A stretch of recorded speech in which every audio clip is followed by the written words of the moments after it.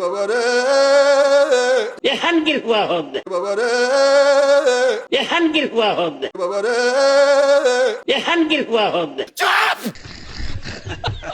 তো চলুন শুরু করা যাক।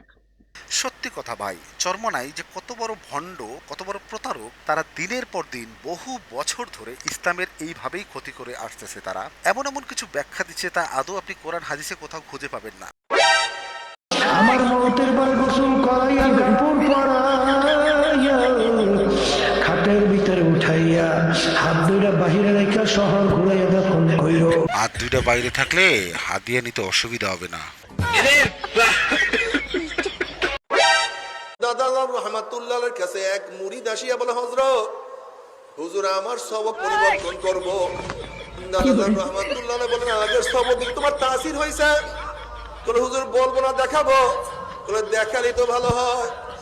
যখন চোখ বন্ধ করে জিকির শুরু করছে, যখন জিকিরের টান মাথায় সমস্ত পশমগুলি জাত করে জিকির শুরু করিয়া দিছে। বাচ্চা পারে না হাঁটতে, বাচ্চা পারে না হাঁটতে, বাবা মা দূর থেকে বলে আসো বাবা আসো, বাবা আসো। বাচ্চা পারে না হাঁটতে, অথচ হাত সম্প্রাসন করিয়া বাবা মা যখন ডাক দেয় তখন বাচ্চা দৌড় দেয়। পারে না হাঁটতে, দিছে দৌড়। ও বুড়িয়া পুড়িয়া গেছে, আষাঢ় খেয়া পুড়িয়া গেছে, হাত পার মধ্যে ময়লা লাগছে, বিষটা লাগছে, প্রস্রাবে সমস্ত শরীর ভরা, ময়লায় সমস্ত শরীর ভরা। এখন বাচ্চা ঠাট্টা মারিয়া চিল্লা দাও,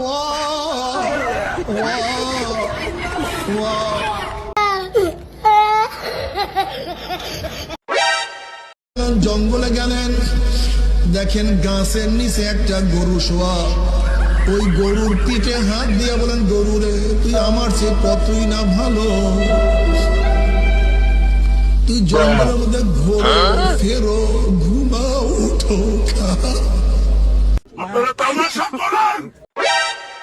আমাদের এই তরিকার মুরব্বীর ভিতরে একজন আব্দুল কুদ্দুস গাঙ্গুহি রহমাতুল্লাহি আলাইহি, কথা বুঝছেন?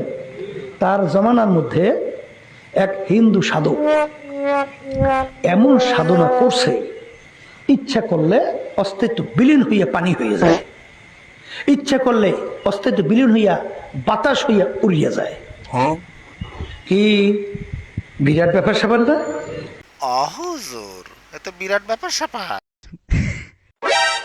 ধরে নেন জনাব মুহাম্মদ সাল্লাল্লাহু আলাইহি ওয়াসাল্লাম মদিনাতে আছে, আমাদের বাংলাদেশের একটা ওয়াফদ, একটা প্রতিনিধি দল মদিনায় গেছে, গিয়ে আল্লাহ নবীর কাছে বলতেছে, ইয়া নবী আল্লাহ সাল্লাল্লাহু আলাইহি ওয়াসাল্লাম, আমাদের বাংলাদেশের পরিস্থিতি এই, বাংলাদেশের অবস্থায় এই দুইটা দলের মধ্যে দুজন নেত্রী এবং কেউ সেকুলার কেউ ডেমোক্রেসি। ইয়া নবী আল্লাহ, এখন আমরা কি করব? শেখ হাসিনার পক্ষে যাবো না খালেদা জিয়ার পক্ষে যাবো? প্রশ্ন কার কাছে করছেন? এখন ইয়া নবী আমরা কি করব? আমরা শেখ হাসিনার পক্ষে যাবো না খালেদা জিয়ার পক্ষে যাবো? আল্লাহ নবী বলতেন, যা তাহলে কি করবে, যেহেতু বড় দুইটা দল, তোরা সবাই শেখ হাসিনার পক্ষে যা, তোরা সবাই শেখ হাসিনার পক্ষে যা। আল্লাহ কি গ্রীষ্মে আমি পরের দিন গেছি, যেন আমাকে নিয়ে আসছে, আমি যে মোরগটি লাড়া দিছি, আল্লাহ। এবার নিশ্চয়ই বুঝতে পেরেছেন তারা বাংলাদেশের ইসলামের কত ক্ষতি করে ফেলেছে অলরেডি। আমাদের সবার উচিত এদেরকে বয়কট করা।